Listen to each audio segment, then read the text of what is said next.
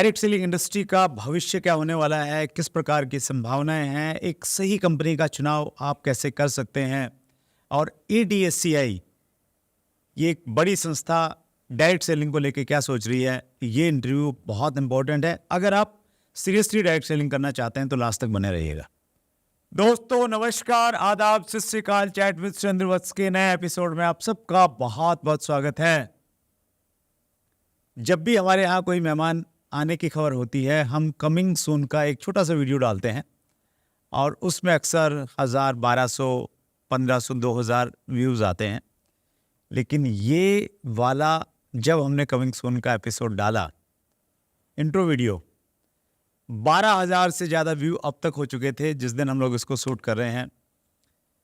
शायद 300 से ज़्यादा लोगों ने कमेंट्स किया था नीचे। सो अंदाज़ा लगा सकते हैं कि वो किस प्रकार की शख्सियत होगी, कितनी बड़ी उनकी फ़ैन फॉलोइंग है, डायरेक्ट सेलिंग में लोग कितना उनसे प्यार करते हैं।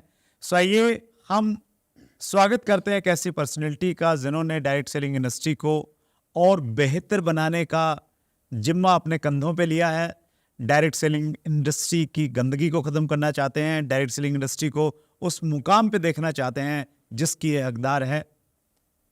एक एसोसिएशन है जिसका आपने पिछले दिनों खूब सारा नाम सुना होगा, अखबारों में, न्यूज़ चैनलों में, ADSCI। जी हाँ, केंद्र सरकार ने डायरेक्ट सेलिंग इंडस्ट्री को दिया लीगल स्टेटस। डायरेक्ट सेलिंग की संस्था ADSCI ने जताया आभार। इस निर्णय को बताया आत्मनिर्भर भारत की दिशा में एक बड़ा कदम। Association of direct selling entities of India के प्रेसिडेंट संजीव कुमार जी हमारे मेहमान हैं। संजीव सर, बहुत बहुत स्वागत है चैट विद सुरेंद्र वत्स में। Thank you sir, thank you so much. Surendra sir, सबसे पहले चैट विद सुरेंद्र वत्स हिंदुस्तान के डायरेक्ट सेलिंग के सबसे बड़े शो में आपने मुझे आमंत्रित किया, इसके लिए बहुत बहुत शुक्रिया। Thank you so much. Thank you so much Sanjeev sir. आपके शब्दों की बड़ी वैल्यू है।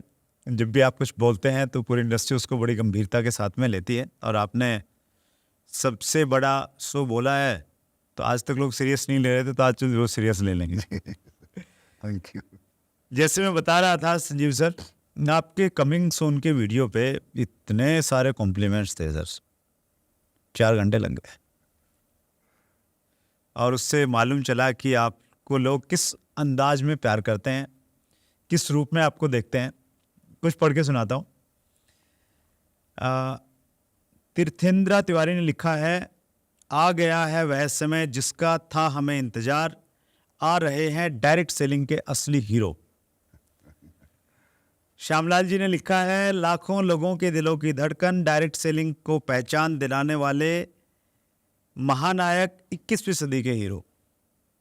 महावीर ने लिखा है, डायरेक्ट सेलिंग इंडस्ट्री को व्यावसायिक बिजनेस स्थापित करने वाले सदी के महानायक, गरीबों के मसीहा और ईमानदारी नेक नीति के साथ में लाखों लोगों के घरों में आयुर्वेद के माध्यम से खुशियां लाने वाले डॉक्टर संजीव सर, आपका दिल की गहराई से हार्दिक स्वागत है। ओपी ने लिखा है, डायरेक्ट सेलिंग इंडस्ट्री को नई दिशा देने वाले लाखों लोगों के अन्नदाता डॉक्टर संजीव सर को कोटि कोटि प्रणाम। अमर जायसवाल ने लिखा है, डायरेक्ट सेलिंग में भी मिस्टर संजीव कुमार जी एक महादेव का रूप हैं, जो इस इंडस्ट्री को खराब कर रहे उनके लिए सबक सिखाने के लिए खुद महादेव अवतरित हुए हैं इस धरती पर, संजीव गुरु जी के रूप में। और संदीप फरमान ने लिखा है, लाखों दिलों की धड़कन, डायरेक्ट सेलिंग को नई पहचान दिलाने वाले डायरेक्ट सेलिंग के महानायक, गुरुओं के गुरु, महागुरु को मेरा कोटि कोटि प्रणाम। क्या खिलाते हो लोगों को? कुछ नहीं है। सबसे पहले तो इन सभी लोगों का बहुत बहुत शुक्रिया अदा करता हूँ कि इन्होंने इतने अच्छे कॉम्प्लीमेंट दिए। शायद मैं इसके लायक नहीं हूँ, लेकिन कोशिश करूँगा, मेहनत करूँगा कि ये मुझे कॉम्प्लीमेंट कनेक्ट कर पाए एक दिन। और बस ये प्यार है सर जनता का, आपका।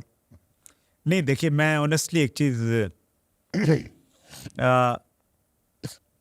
मानता भी उस चीज़ को, आपसे पूछना भी चाहता हूँ। मेरा तो धंधा ही है लोगों से मिलना जुलना, बातचीत करना, और बहुत सारे लोगों से मैं मिल चुका हूँ। और लेकिन जिस प्रकार आपने पिछले 4-5 साल में इंडस्ट्री में एक अलग पहचान बनाई है, इंडस्ट्री तो बहुत पुरानी है, 25 मतलब हमारे यहाँ पे ऐसे भी लोग आए हैं जो 28-30 साल से डायरेक्ट सेलिंग में काम कर रहे हैं, लेकिन आपने जो एक अलग पहचान बनाई, एक अलग छवि बनाई, वो आपकी व्यूअरशिप से दिखती है, आपके इंटरव्यू से, आपके कमिंग सून के उस 1 मिनट के क्लिप से वो दिखती है। तो ऐसा क्या संजीव जी कर रहे हैं जो दूसरे लोगों को फॉलो करना चाहिए? मुझे डायरेक्ट सेलिंग बिजनेस एक अलग एक ऐसा मॉडल लगता है कि जैसा मॉडल मुझे नहीं लगता कि दुनिया में किसी बिजनेस का ऐसा मॉडल है।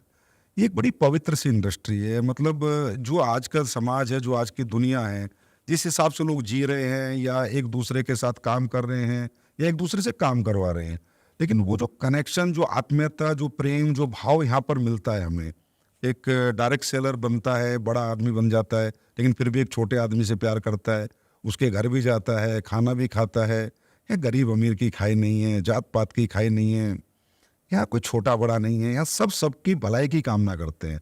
तो ऐसा मुझे लगता है इससे बड़ा धर्म का और पवित्र काम शायद मेरे हिसाब से इस दुनिया में कोई नहीं है। तो उसी तरीके से इसमें पवित्रता होनी चाहिए, वही कमिटमेंट होनी चाहिए और वही सच्चा भाव होना चाहिए इस इंडस्ट्री के प्रति। तो मुझे लगता है दुनिया की भगवान ने सबसे खूबसूरत इंडस्ट्री बनाई है।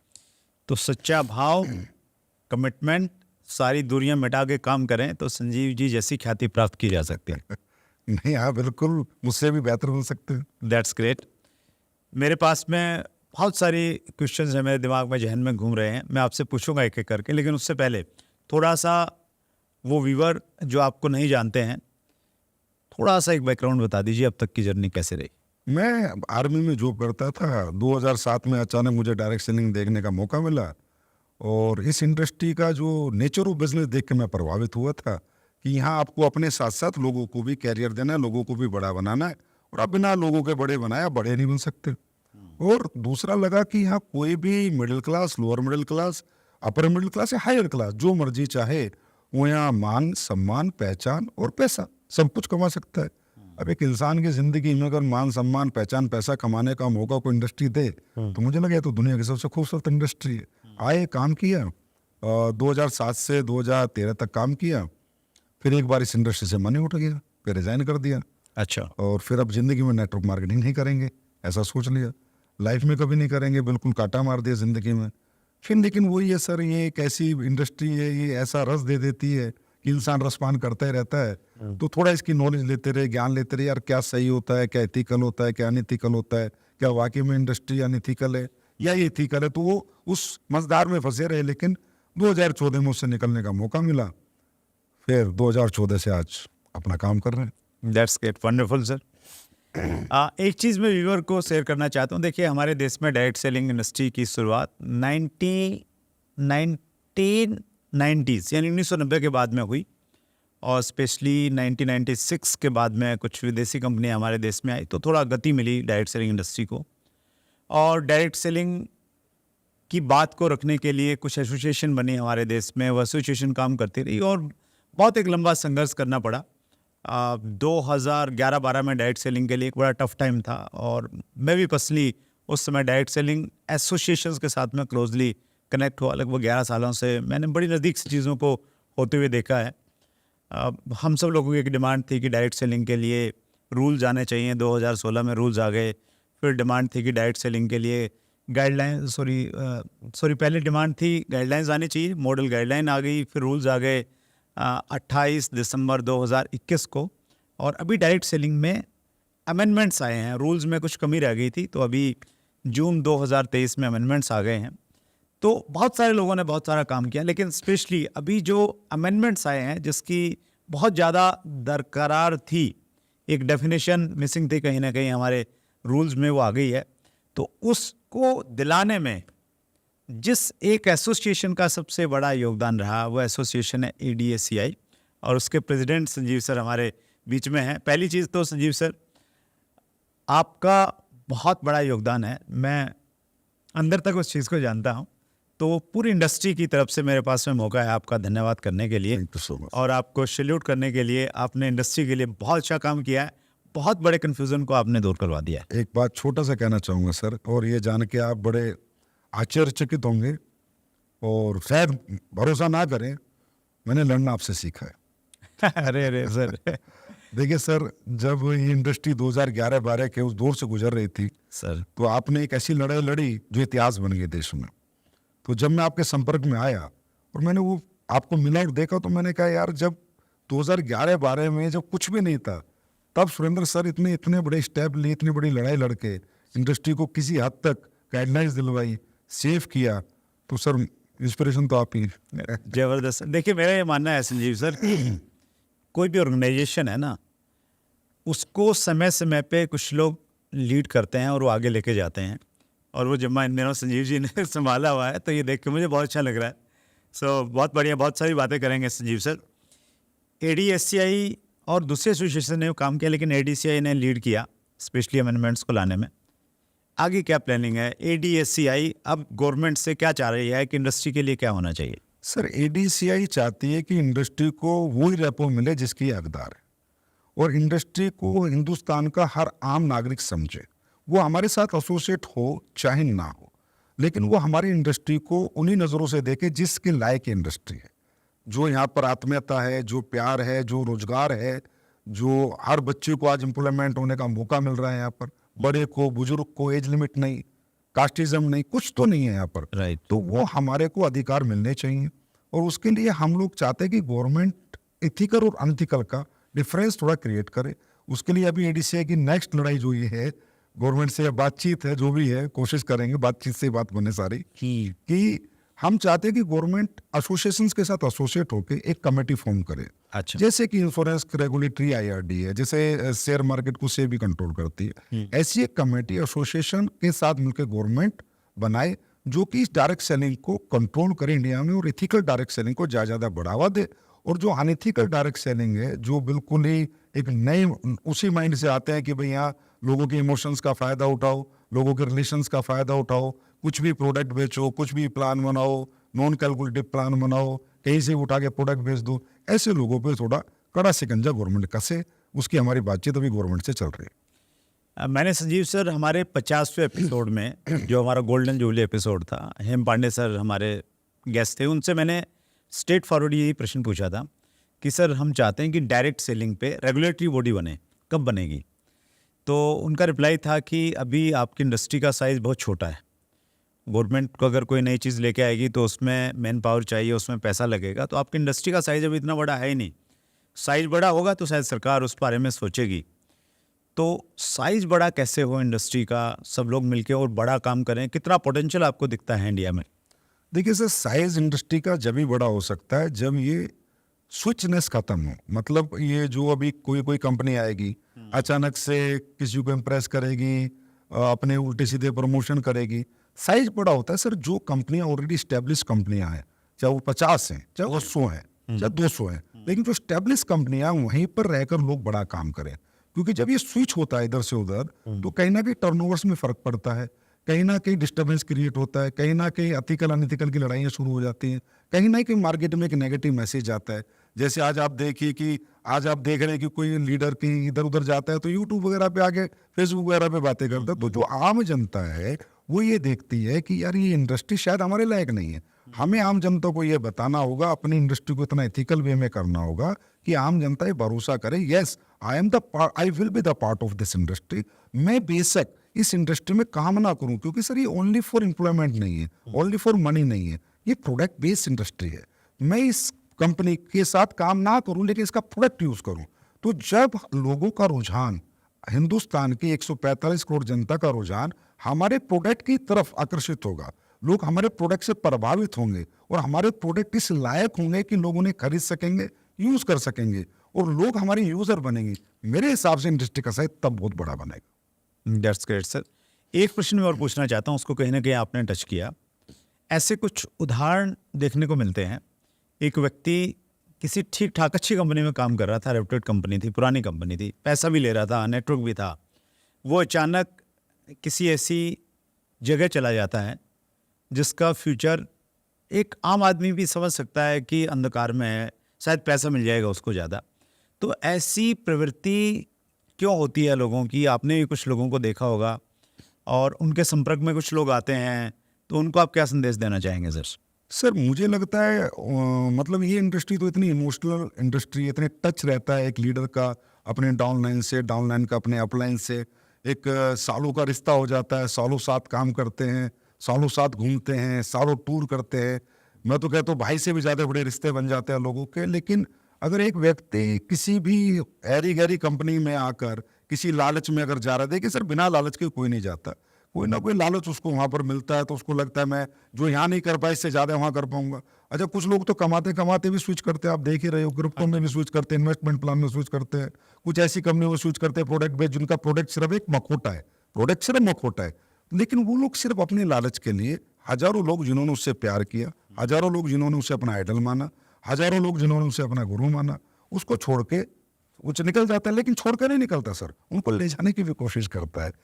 अच्छा जब लगे कि अगर एक व्यक्ति कहीं जा रहा है उसको नहीं समझ में आ रहा, तो अगर उसमें वाकई में ही सेल्फ डिसीजन मेकर है, वाकई में वो अपने डिसीजन पे गर्व करता है, तो उन लोगों को ना लेके जाए, अकेला जाए, काम करके दिखाए। लेकिन इसी वजह से इंडस्ट्री के अंदर जो हम चाहते हैं कि इथिकल वे नेटवर्क मार्केटिंग हो, इथिकल हमारे आम समाज हमें इज्जत दे, सम्मान दे, ये सब चीज़ें बंद होंगी सर, एक दिन ऐसा ज़रूर होगा।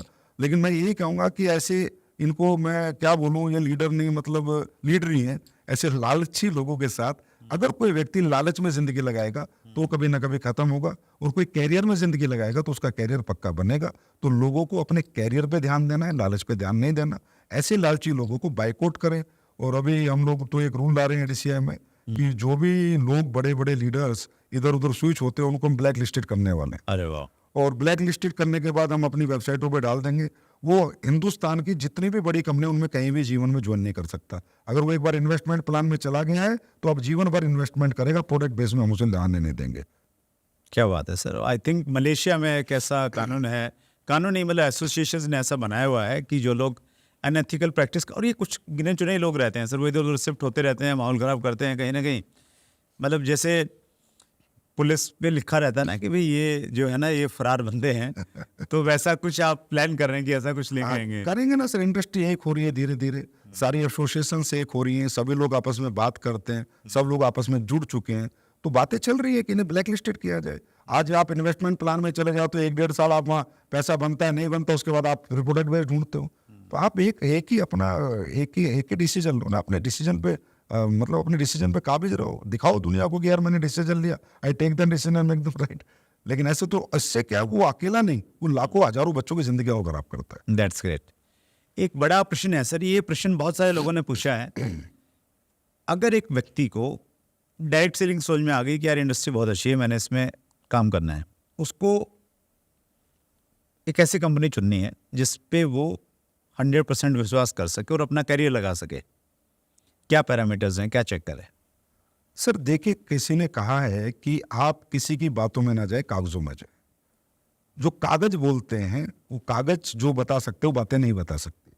तो आपको सबसे पहले तो ये चेक करना है कि किसी भी कंपनी में मैं जा रहा हूँ, उसके प्रमोटर्स जो हैं, उसके डायरेक्टर्स को, उनका बैकग्राउंड क्या है, वो किस बैकग्राउंड से आए, क्या वो एक विजन के साथ आए, एक मिशन के साथ आए, या वो भी एक अपनी छोटी सी दुकान खोल के छोटे मोटे पैसे बटोर के भागने के लिए आए। क्योंकि इंडस्ट्री का बदनाम होने का कारण ही ये रहा है कि लोगों ने अपने कैरियर लगाए, कोई 1 साल में गया, कोई 1.5 साल में गया, प्रोडक्ट भी लेके आया, कोई प्लान भी लेके आया, ऑफिस भी खोला, सॉफ्टवेयर भी बनाया। तो इसके लिए आपको सबसे पहले ये समझना है कि आपके जो प्रमोटर्स हैं उनका बैकग्राउंड क्या है, उनका मिशन क्या। उसके बाद आप डायरेक्ट सेलिंग की रूल्स जो आज आए हैं उन्हें कंपनी कितना फॉलो कर रही है, उसका जो एग्रीमेंट हो रहा है अपने डायरेक्ट सेलर के साथ वो कितना स्ट्रॉन्ग है, for company and for direct seller also, दोनों के लिए वो एग्रीमेंट कितना स्ट्रॉन्ग है। फिर वो जो प्रोडक्ट दे रहा है, वो प्रोडक्ट के ट्रेडमार्क क्या उसके हैं या वो किसी के भी लेके बेच रहा है, जिससे वो प्रोडक्ट ले रहा है या बना रहा है वो तो उनके ऊपर है। तो वो प्रोडक्ट जो ले रहा है या बना रहा है, वो प्रोडक्ट के क्या उनके पूरे पैरामीटर्स पे कंप्लीट है, क्या वो लैब टेस्टेड है, क्या वहाँ R&D हुई है। उसके बाद आपका जो प्लान आप दे रहे हो मार्केट में, वो एक लालच तो नहीं फेंक रहे, क्या कैलकुलेशन है, क्या मैथमेटिकली कैलकुलेटेड है, क्या उस प्लान में परसेंटेज दिखा के बताया जा सकता है कि आज ये आपने जो बोला ये मेरे को जीवन में कैसे मिलेगा, क्या ये कोई आपको ब्रीफ कर सकता है कि ये पैसा यहाँ से आएगा।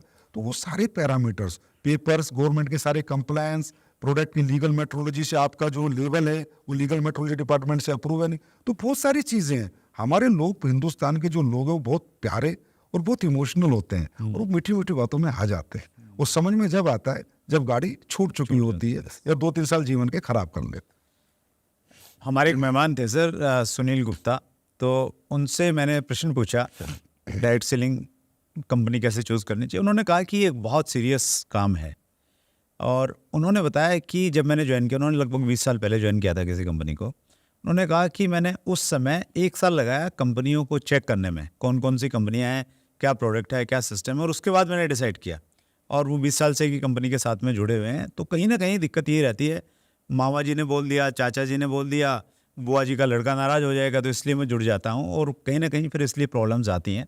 तो ये एक मतलब सबसे इम्पोर्टेंट टास्क है कंपनी का चुनाव करना। कंपनी का चुनाव करते समय सबसे बड़ा ध्यान रखना चाहिए, आप कंपनी की पूरी केस स्टडी करें। आप किसी की भी बातों में ना आए।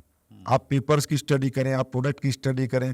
आप एकदम क्यों जुड़ रहे हैं? आप प्रोडक्ट लें, उसकी यूज करें, उसके रिजल्ट लें, मार्केट से कंपेरेटिबल प्राइस लें, सब कुछ लें ना। आप तो हकदार है, आप तो फ्रीडम में। आपको कोई जबरदस्ती थोड़ी आ सकता है कि आप मेरी कंपनी चुनाव कर लें। देखिए सुरेंद्र सर, सबसे बड़ी बात आज हिंदुस्तान के अवाम को ये जानने की है कि 1,72,000 कंपनी 1996 से लेके 2023 तक भारत में MLM के सॉफ्टवेयर ऑफिस बन चुके हैं। और आज उसमें अगर आप बात करें इंडियन और फॉरेन दोनों कंपनियां मैं मिला लूं, तो आज ज्यादा से आप लोग खूब तसल्ली से ढूंढ ले तो 20 कंपनी मिलेंगी। सर ये कहाँ गए? 1,72,000 कंपनियां खुल के कहाँ गई? किन लोगों ने खोली होंगी? कितने लोगों को जोड़ा होगा? तो ये इसलिए तो इंडस्ट्री का साइज नहीं बढ़ता ना। और आप एक चीज और देखिए सुरेंद्र सर, आज जितने भी हमारे अचीवर्स आपके प्लेटफॉर्म पे, तो मुझे लगता है सारे अचीवर्स आ चुके हैं। आप सभी की केस स्टडी कीजिए ना सर। केस स्टडी सबसे ज्यादा सच बोलती है। जो लोग 10-10 साल 15-15 साल से एक कंपनी, वो इंडिया के टॉप अचीवर हैं। 2-2 साल 1-1 साल वाला एक अचीवर बता दो सर आप, जो आपके प्लेटफॉर्म पे आए हो। हम तो कोशिश करते हैं सर ऐसे लोगों को इंट्रोड्यूस नहीं करें, है कि नहीं? क्योंकि सर वहीं पर बेस बनता है। एक प्रश्न है सर, इसी से संबंधित है। प्रणव का प्रश्न है ये, सर मार्केट में जो प्रोडक्ट बेस्ड कंपनी काम कर रही हैं, जिनके खुद के मैन्युफैक्चरिंग प्लांट नहीं हैं, उनका फ्यूचर क्या है? देखिए, मैन्युफैक्चरिंग प्लांट होना कोई क्राइटेरिया नहीं है एज ए गवर्नमेंट रूल्स भी मैं बात करूं, लेकिन डायरेक्ट सेलिंग का जो पर्पस था ना, जो डायरेक्ट सेलिंग बनी थी 1903 में, डायरेक्ट सेलिंग इसलिए बनी थी कि जो कंपेरेटिबल प्राइस के जो प्रोडक्ट मार्केट में जाते हैं, उन मार्केट को compete नहीं कर सकते थे क्वालिटी से। तो क्वालिटी प्रोडक्ट बने और लोगों को रेफरेंस दे के दे सकें, इसके लिए एक अच्छा प्रोडक्ट बनाने की जरूरत इस इंडस्ट्री में होती है। क्योंकि इंडस्ट्री रिलेशन बेस्ड इंडस्ट्री है, इमोशन बेस्ड इंडस्ट्री है। अगर आपने मुझे कोई प्रोडक्ट दिया और मुझे उसका रिजल्ट नहीं आया, तो मेरे और आपके रिलेशन भी खराब हो जाएंगे। आपने मुझे कोई साबुन दी और उसमें नहाने में मजा नहीं आया, रेट भी ठीक नहीं, तो मेरे आपके रिश्ते और खराब हो जाएंगे। तो इस बात को मद्देनजर रखते हुए ये बहुत sensitive industry for product. Plan is a by part of product, plan is secondary, product is primary. अगर प्रोडक्ट प्राइमरी है तो मैन्युफैक्चरिंग आप खुद कर रहे हैं, तो उसमें यह है कि आपको तसल्ली हो जाती है कि जी मेरी आंखों के सामने बन रहा है, जो डल रहा है डल रहा है। और आप किसी से ले भी रहे तो ऑथेंटिक मैन्युफैक्चरर से लें, जिसके पास सारे लैब रिपोर्ट्स हों, R&Ds हों, जिसका एक अच्छा सेटअप हो, जो गवर्नमेंट के सारे कंप्लायंस पूरा कर रहा हो, तो उससे भी आप लेके चला सकते हैं। लेकिन मुझे लगता है एक समय पर अगर आप कुछ ग्रोथ कर लेते हैं तो आपको मैन्युफैक्चरिंग में जाना चाहिए। Right, that's great sir. आपकी लीडरशिप में बहुत सारे लोगों ने बड़े मुकाम हासिल किए हैं। तो एक प्रश्न मैं वो लेना चाहता हूँ, क्योंकि आपके पास में ना सारे अनुभव हैं। आपके पास में एक डायरेक्ट सेलर का भी अनुभव है, आपके पास में एक कंपनी मैनेजमेंट का भी अनुभव, आपके पास में इंडस्ट्री को चलाने का, एसोसिएशन को चलाने का वो भी एक्सपीरियंस है। तो आप इसका बखूबी उत्तर दे पाएंगे। सर लीडरशिप को कैसे डेवलप करें, और जो टीम में आते हैं उन्हें कैसे लीडर में कन्वर्ट करें? देखिए, डायरेक्ट सेलिंग में लीडरशिप में कैसे डेवलप करें, तो इस दुनिया में ना 2 तरह के लीडर होते हैं सर। एक मैन मेड लीडर होता है, गॉड मेड लीडर होता है।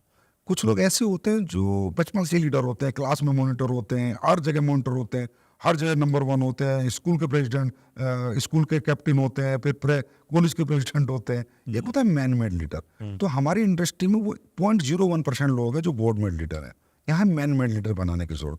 तो लीडरशिप कब खड़ी होती है? लीडरशिप का सबसे पहला पैरामीटर है रिलेशनशिप, कि जब कोई आपके साथ एसोसिएट हो रहा है, आप उसके साथ अपने रिश्ते और व्यवहार कैसे रखते हैं। अगर आप बॉस का, जो इस इंडस्ट्री में बनता नहीं है, सीनियर का, ईगो का, ईर्ष्या का व्यवहार रखेंगे, तो आपके साथ कोई लीडर नहीं बनेगा, और जो होगा वो भी छोड़ के चला जाएगा। तो सबसे पहले आप उसके साथ एक मजबूत रिलेशनशिप डेवलप करें, उसके बाद एजुकेशन डेवलप करें। यहाँ पर सर के मोटिवेशन बेस्ड बिजनेस नहीं है। मोटिवेशन लाइफ में क्या होता है, एक स्टार्टअप होता है यार मुझे ये काम करना है, मुझे डॉक्टर बनना है, इंजीनियर बनना है, नेटवर्कर बनना है, मोटिवेशन है। अब इसके बाद एक प्रोसेस शुरू होता है, वो प्रोसेस कंप्लीट कराएं। तो वो प्रोसेस होता है एजुकेशन का। हमारी इंडस्ट्री में मोटिवेशन का अभाव नहीं है, बच्चों में इतनी मेहनत करने की क्षमता है कि वो 20-20 घंटे काम कर सकते हैं, अभाव है एजुकेशन का। तो एजुकेशन अगर आप लीडरशिप की एजुकेशन देंगे, इन्वॉल्व रखेंगे अपने साथ, उन्हें अपने साथ काम करा के एग्जाम्पल जनरेट करेंगे, होता क्या है, कहते हैं leader set an example. Leader पहले करके दिखाता है फिर करवाता है। तो अगर आप चाहते हैं यार मेरा लीडर फॉलो अप अच्छा करे, तो आप उसके साथ जाके फॉलो अप करें ना। आप चाहते हैं मेरा लीडर सेमिनार बहुत अच्छा करे, तो पहले सेमिनार करके दिखाए ना, फिर उसको सेमिनार लेने का मौका दे। अब दिक्कत यहाँ पर क्या है, हीरो बनाना भी है और हीरो बनना भी है, तो दोनों चीजें नहीं हो सकती सर। अगर आप हीरो बनाने में विश्वास रखोगे तो लीडरशिप डेवलप होगी, और आप हीरो बनते ही रहोगे तो लीडरशिप डेवलप नहीं होगी, क्योंकि आप उनको मौका नहीं दोगे। आपको लगता है कि वो अच्छी ट्रेनिंग ले, तो उसको ट्रेनिंग लेके दिखाए, फिर उसको स्टेज दे दे, छोड़ दे, वो जैसा बोले बोलने देना, जैसा बोले बोलने दे, सेमिनार में जैसा बोले बोलने देना, बैठ जाए, बाद में जाके 5 मिनट में क्लोज कर दे, क्या हो गया, माहौल वही बन जाएगा। तो जो आपके अंदर डर है कि इसको स्टेज दूंगा, इसको नहीं दूंगा, इसको भेजूंगा, इसको नहीं भेजूंगा, ये डर आपकी लीडरशिप डेवलप नहीं होने देता। हाँ, मतलब हीरो बनना नहीं है, हीरो बनाना है। और दैट्स ग्रेट। गलतियां तो होंगी सर, जब आप जिम्मेवारी देंगे लोगों को, गलतियां करेंगे। हमने भी तो सब लोगों ने गिर गिर के चलना सीखा है ना, तो वहाँ से भी मैसेज यही है।